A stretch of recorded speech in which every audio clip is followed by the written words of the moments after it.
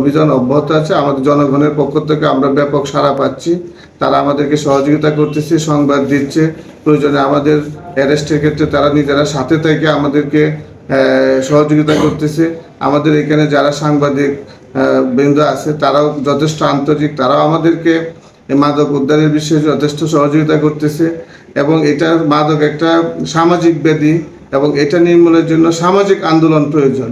একক কারো দ্বারা এটা নির্মূল করা সম্ভব না। আমরা যদি সবাই আন্তরিকতার সহিত মাদকের বিরুদ্ধে অভিযান অব্যাহত রাখি এবং যুদ্ধ ঘোষণা করি, তবে আমরা এখানে সফল হব।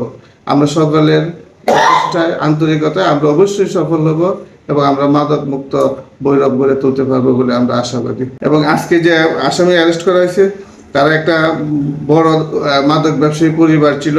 তারা এখানে একই পরিবারের 4 জনকে গ্রেপ্তার করা হয়েছে, 3 বোন এবং 1 বোনের মেয়ে। তাদের কাছ থেকে পাওয়া গিয়েছে এবং তাদের বিরুদ্ধে মামলা প্রক্রিয়াধীন আছে।